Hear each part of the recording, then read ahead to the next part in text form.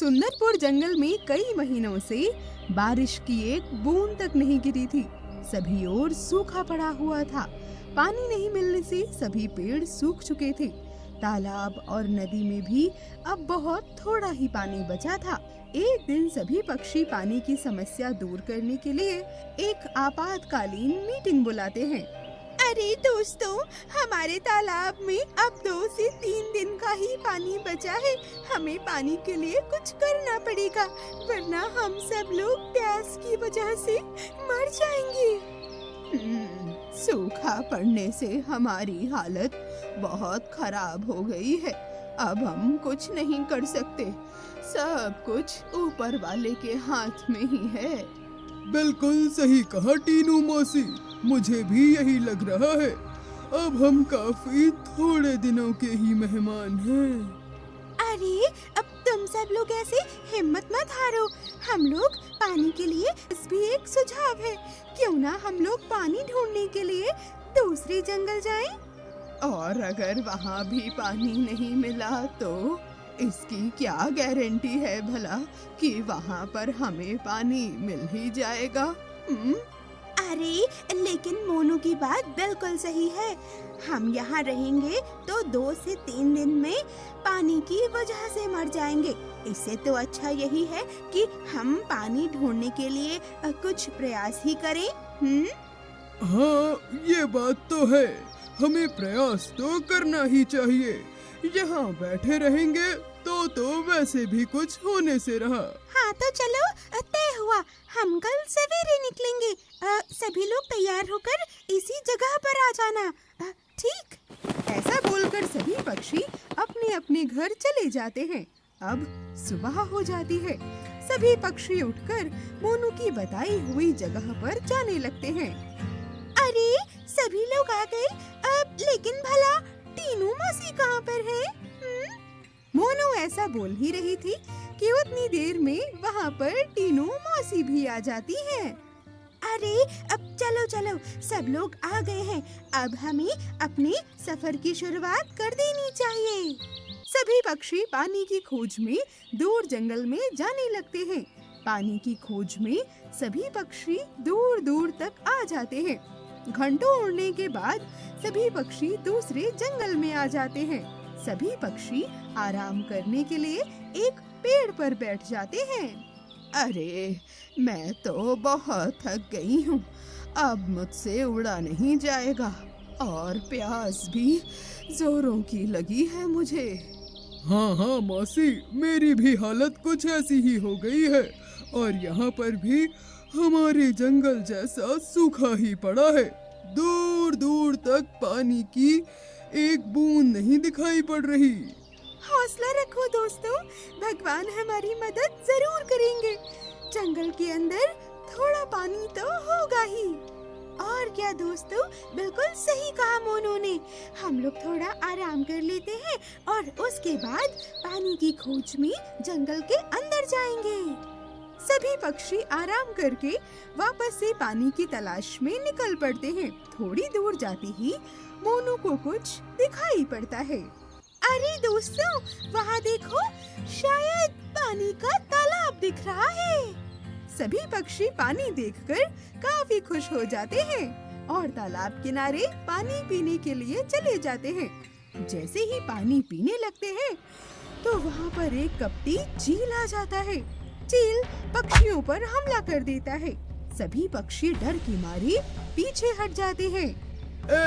तुम सब लोग कहाँ से आए हो? यहाँ पर कोई भी पक्षी मुझसे पूछे बिना पानी नहीं पी सकता।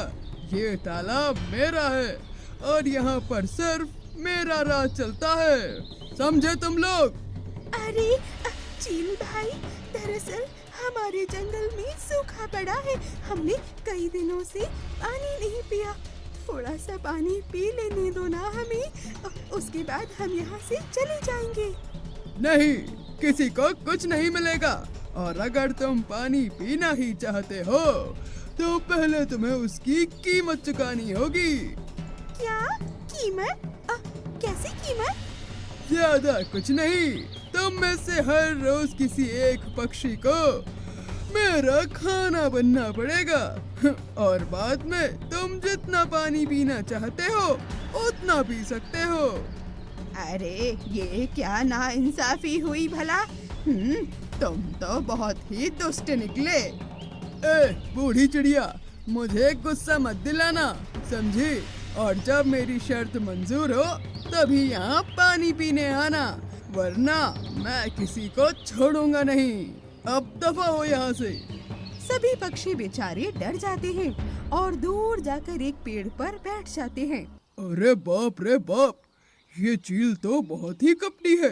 बताओ, हमारी मजबूरी का फायदा उठाना चाहता है। अरे हम तो बुरे फंस गए।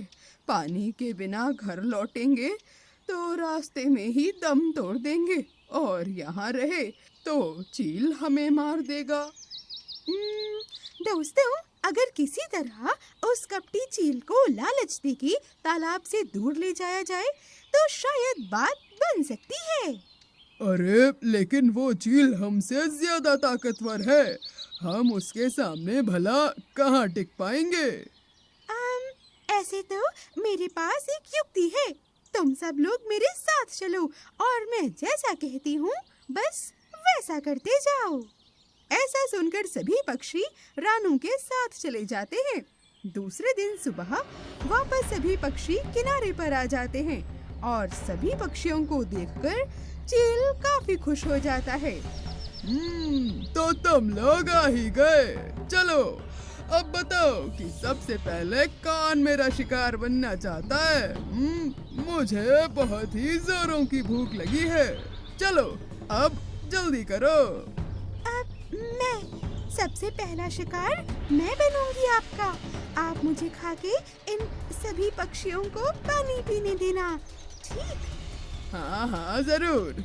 अब तुम थोड़ा जल्दी करो, मुझसे मेरी भूख बर्दाश्त नहीं हो रही। योजना अनुसार रानू चील के पास जाने लगती है, लेकिन चील के पास आते ही रानू चील की आंख पर अपनी चोंच मारकर भागने लगती है। ये देखकर चील आग बबूला हो जाता है। रानू चील को लेकर दूर जंगल में एक गुफा के पास चली जाती है। रानू योजना अनुसार गुफा में चली जाती है और जाकर छिप जाती है। वहीं चील भी रानू के पीछे गुफा में आ जाता है। वहीं सभी पक्षी चील के पीछे वहां आ जाते हैं। गुफा के अंदर काफी अंधेरा था। चील को रानू दिखाई ही नहीं पड़ती। चील रानू को ढूंढने के लिए गुफा के और अंदर चला जाता है।